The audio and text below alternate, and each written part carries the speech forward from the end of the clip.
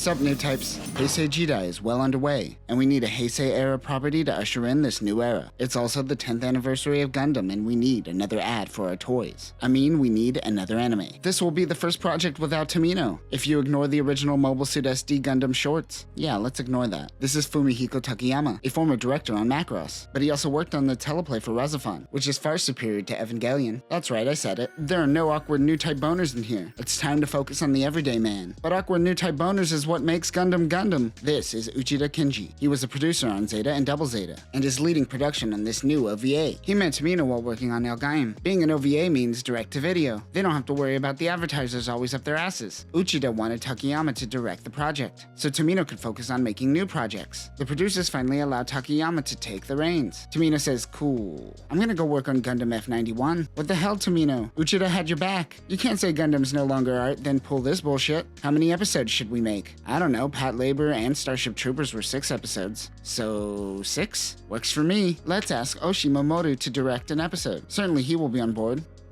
Nope. Oshi says, me? Direct a Gundam? Pass. What if we ask Tanaka Yoshiki, author of Legend of the Galactic Heroes? He just ends up laughing in their faces. Many of the staff on this new project were from the Char's counterattack team, along with some veterans from Gainax. Gainax? I wonder how they're doing in 2025.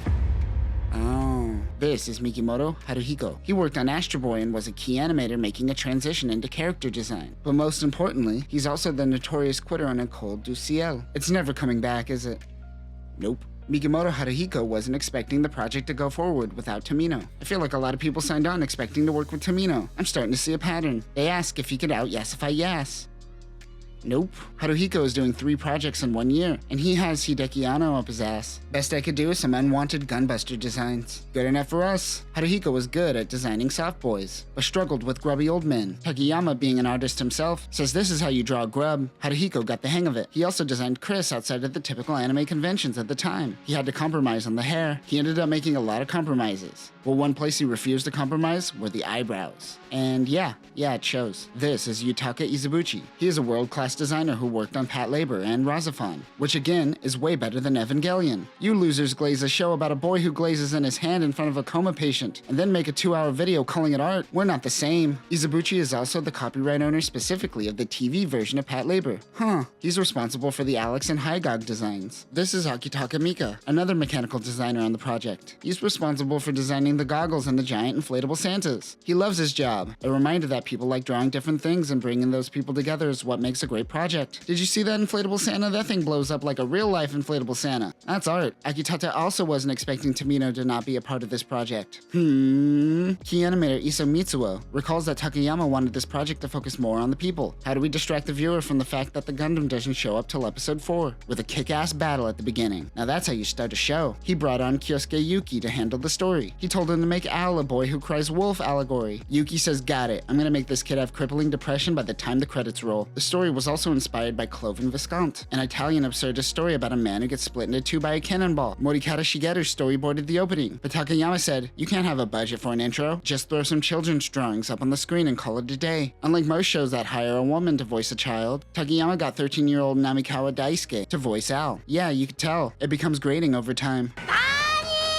During production, Takayama was bumming cigarettes from everyone, so much so, he made the staff question his financial status. Are we working for a bum? Many artists were raring to continue working, even after the show was nearing completion. Because of this, we got one of the greatest supplementary materials to come out of Gundam, the MS Era, an in-universe photo book similar to those seen during the Vietnam War. Many images of the book are seen in the credits. On March 25th, 1989, War in the Pocket was released to the public. Christmas, UC 0079. In the Arctic, the Cyclops team launches in Hygogs and Azagaki. They attack the Federation at that one level from Gundam Evolution. Rest in peace. Send in the Cold District types. A drunken man takes out a team of trained pilots. A shuttle is taking off with the cargo, but this elevator won't go any faster, damn it. Andy is killed and the cargo gets away. Damn you, elevator. Hey, can we just reuse this CGI colony asset that we used in Char's counterattack for this project? Yeah, go for it. Tomino even said it was okay. Does it matter that Side 6 and Sweetwater are 2 different types of colonies? Nope, this is Alfred Izuruha. He really wants to go to war. Be careful what you wish for. Screw Pogs, check out this sweet Fetty rank collection. A real fan would know that this is an ensign badge, but one-year war era badges should be blue. It's almost like they stole from the updated Stardust memory designs, which would be in production at the same time as this. The boys make fun of women for having no balls. Oh no, my balls! Dolores then plays the victim. What a little sociopath. She's gonna make Al happy one day. This is off topic, but did you know these Japanese children backpacks are like around $600 if not more? It's insane. Leave me alone, Mom. I have to go be a creep with my camera. Whoops, I accidentally stumbled onto top secret technology. It's a Gundam. Oh, you're fading out. What a tease. Dad, why do you spend more time with your secretary than you do with Mom? It's hard to explain to young people, but this is what a male who was winning in life looked like in the 80s. Anyways, get out of here, kid. Go drink some green liquids. I have to go bang my secretary. Al runs into Christina McKenzie. I'm here to bring those big sister vibes. I'm also a part of EFF and I'm gonna kill your hero later. Al's mom seems to be cool with Daddy staying out with the receptionist. What's that about, he wonders. I wake up, I creep, I repeat. Dolores says your collection is weak. Look what I got. Oh no, side 6 is suddenly attacked. Why is this girl in her bikini trying to get me to park my car? They're going for the Kentucky Dried, watch out. A Zaku F2 approaches. God, this shot is amazing. Al chases the Zaku. Don't worry about police or the military, they're taking their sweet time. So naturally Al is the first on the scene. Takayama, these watercolor paintings are amazing, but they don't really go well with the rest of the scenes. You sure you want to keep them in? Yes. Al does some creeping and finds a Xeon pilot. Hey kid, give me your camera. Hey Xeon, give me your rank badge. I gotta grow my collection. You can't have this video evidence of me, but I'm going to leave this giant piece of evidence in the park. Makes sense to me. Al says I love war, as people around him die. Hey bitch, remember yesterday when you said Fetty mobile suits didn't exist? Kids are mean. Hey everyone, people just died. School's canceled. Hell yeah! Al does a little cosplaying. He calls himself a petty officer, but Bernie gave him an ensign badge. You stupid idiot. A Granada killing assigns Bernie to the Cyclops team. They are to infiltrate Side 6 and gather intel on the secret mobile suit. Al sneaks out to do a little cosplaying. Girls aren't allowed. Bernie sneaks into Side 6 with the dead man. Hey, it's that guy who let that fridge into Side 6 in another universe. Don't mind us, we're just trying to smuggle in some mobile suits. Al bumps into Bernie again. Now is his chance to become the terrorist he always wanted. Oh no, I fell off the truck. I guess I gotta snitch and call the police. Garcia says snitches get stitches. Al then lies and says Bernie is his big bro. This kid is slowly becoming a master sociopath. He wants to be a part of the team. Steiner gives him a badge to shut him up. They give him a Cyclops badge and tell him to make sure it doesn't fall into the hands of a drunken EFS soldier. He failed. Stupid kid.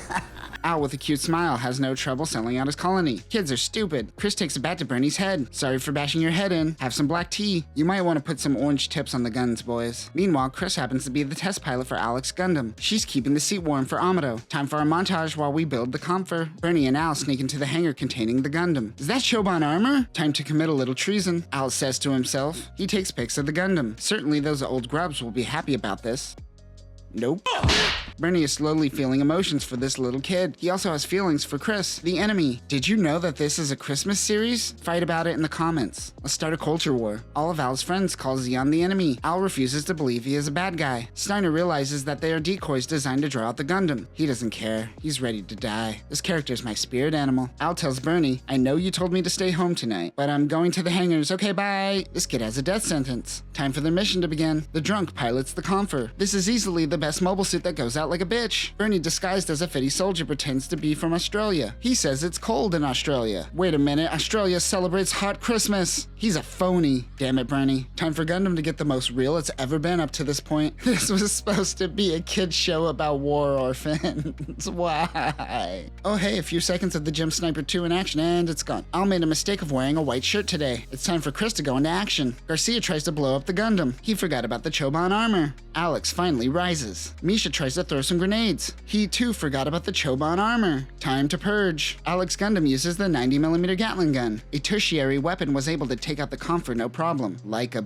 bitch. Al shows Bernie why wearing white sucks. Steiner dies while listening to Bernie lie poorly. Commander Killing preps a nuke. Screw the Antarctic Treaty. Technically Side 6 never ratified it. Yay, loopholes. Killing says I'm in command of Granada. You better hope Caecilia loses her head before she can make it back. A detective tries to intimidate Chris. She says lol, even if this is a neutral colony colony, you think you have any authority over a Fetty soldier? Get wrecked. Oh snap, Wonderland Burger was actually a thing before it was in G-Quux. It's still shit compared to McDaniels. Al is slowly learning about the futility of war. Bernie learns that if the Gundam isn't destroyed by Christmas, this colony might be nuked. Bernie takes this vague intel and runs with it. He wants to run. Al says, but it's Christmas! Al starts getting PTSD. Chris tells Al to keep fighting, not realizing he's going to use this pep talk for treason. If it works for Char, it works for me. Shades don't fail me now. Al's laughing, but he's actually dying inside. A drunk redhead convinces Bernie to stay and fight. Bernie calls Al. Quick, we need another montage. Al uses his sociopath powers to distract the Fetty soldiers. They only have a heat hawk. Time to use some balloons. Bernie and Al are having so much fun planning terrorism. You know what? One more montage, just for the hell of it. Al asks God to protect his terrorist friend. He learns that Bernie is running into a trap, and the colony isn't in trouble. Oh no, time to yell his name a bunch. Maybe that will help.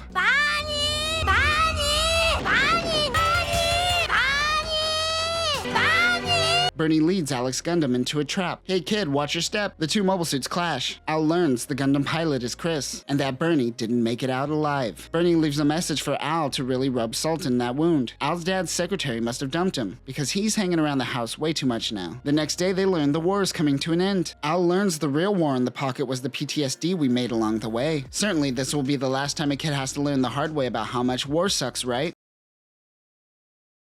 Nope.